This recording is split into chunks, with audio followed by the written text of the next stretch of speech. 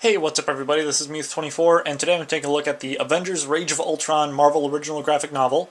This is in the same sort of vein as the Thanos Infinity Revelation original graphic novel and the Avengers Endless Wartime original graphic novel that I reviewed before, in that it is its own standalone story that is thicker than a traditional single-issue release of any particular comic book. This actually feels about the same length in terms of the page number and the binding here and everything of some of the trade paperbacks that I have of other character comics like Nova or Guardians of the Galaxy or Moon Knight or whatever. Maybe even a little bit longer than those, in fact. But this is one continuous story, and it's written by Rick Remender, and I've reviewed a number of things by Rick Remender, and I've got to say, he's probably my favorite writer in comic books right now.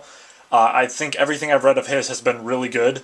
And that's impressive, I think, because of how many different things I've read of his and how many different directions they've taken, like the Venom stuff, the Black Science graphic novel. And so they're very different storylines, very different characters, very different settings, but he seems to handle them very well, consistently across the board. So this storyline, they actually sort of started promoting it rather almost a year ago, when they were talking about what direction the Age of Ultron film would take, and then they announced that Rage of Ultron would be a graphic novel released around the same time.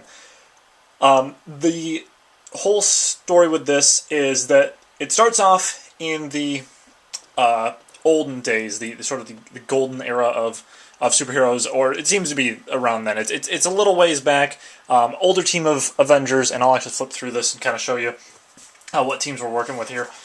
Older team of Avengers led by Captain America. You've got Hawkeye, you've got Wasp, you have Yellow Jacket, Hank Pym, Vision, Scarlet Witch, Beast, Iron Man, and Thor. And then you have the current day Avengers, which would be Sam Wilson, who is Falcon, taking over the role of Captain America, the female Thor, again Wasp, Giant Man version of Hank Pym, Vision, Scarlet Witch, Quicksilver, Sabretooth, Spider-Man, and Steve Rogers.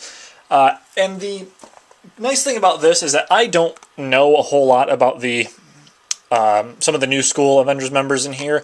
I mean, I kind of get the gist of what they're doing with Sam Wilson as Captain America and this female Thor and all that, but I've not read any of those storylines yet. I also have no idea how Sabretooth ended up on the Avengers team, but that's the nice thing about the story is it doesn't require a whole lot of context in that angle of things. You know, you can get into the old heroes really easily. I don't think there's anything too unusual with Beast or Hawkeye or Scarlet Witch or whatever going on here. But really, there's three core characters that the story concerns itself with, which would be Ultron, Hank Pym, and Vision.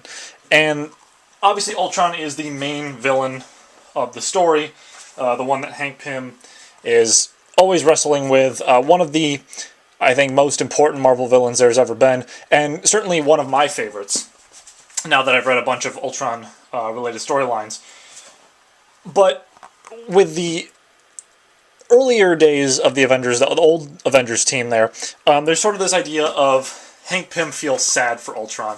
You know, he's like, well, it kind of stinks that Ultron turned out the way that he did, and you know, it's unfortunate, but, you know, as his creator, as his father, I have a responsibility to sort of fix this, right? And even if that means I have to try and destroy him, that's what it's got to be. There's a little bit of a cheesy direction of them, like, counteracting the rage of Ultron, the hatred of Ultron, with the love from his parents. And the actual execution of it is not as corny as the lines that come across from that are. On the whole, though, this is written very well. I love the dialogue. I love Ultron's monologues. I love the clashing of ideals between Hank Pym and Vision, because the whole thing here is that Hank Pym, over the years, sort of becomes of the opinion that, you know, artificial intelligence is still just robotics. It's still computers. It's not really its own thing. Whereas Vision says, well, what do you call me then? Like, what am I if I'm not a living thing, if I'm not a real being? You know, we don't go out of our way to kill the supervillains we round up, so why would we go out of our way to kill intelligent machines, AI, and that sort of thing? And so it creates a nice internal conflict for the Avengers as well. I won't lie, the rest of the Avengers team don't play a huge role in this. I didn't feel like Sabretooth, Spider-Man, Quicksilver, Scarlet Witch really had that big of an impact on the storyline.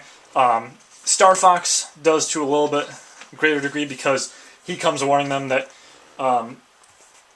the whole planet of Titan has been taken over by Ultron after he was jettisoned into space. And that's actually where the New School storyline picks up. But I love the art throughout this. It's really great. Very highly detailed, very cool character models and all that. There's some very interesting directions they take with sort of the stakes at play here. And that's, I think, one of the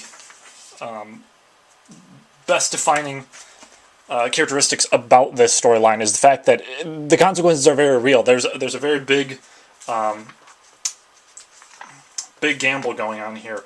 There is a nice little epilogue at the end, which I won't spoil, obviously, for the sake of not giving away the whole story here. And then you have some creator bios here on the back, the editors, artists, writers, creative team behind it. And then, of course, they advertise in the back other stuff that Rick Remender has written, as well as Jerome Opina. I apologize if I pronounce his name incorrectly there, but he's the artist who I believe works pretty regularly with Rick Remender. And then, of course, as I mentioned, the other original graphic novels there advertised in the back. There's the back of the binding there, and then there's the side. Pretty simple. But the artwork throughout, and especially the cover art, I love. The binding on this is also really good, like better than the other two original graphic novels that I have, which I think is, it surprised me a little bit, but I'm glad that it is of such a high quality.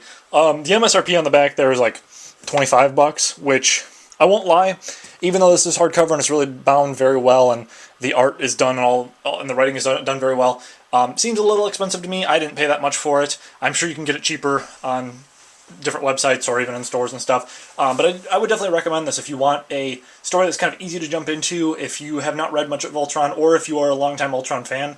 I think you're really going to appreciate this. Like I said, it's easy to jump into. There's not a whole lot of ties, as far as I know, to the outside Marvel comics line. And I think that's the whole point of these original graphic novels. You can just jump in, read a single story, and then it wraps itself up, right? Like, it doesn't tie into a bunch of other stuff. Doesn't have you go, well, if you want to continue the story, go pick up whatever. There's none of that. So it's rewarding to just sort of sit down, read this, and get the whole story out of it, especially when it's written so well. Definitely appreciate that. So yeah, I mean, with the exception of sort of the love theme going on there a little bit, the parental love, that being a little bit cheesy, the rest of this is really well done, and I think there's just something about the combination of Rick Remender writing this and the fact that Ultron's one of my favorite villains of all time that I really enjoyed this. So that's pretty much it for this review, and with that, I will see you guys next time.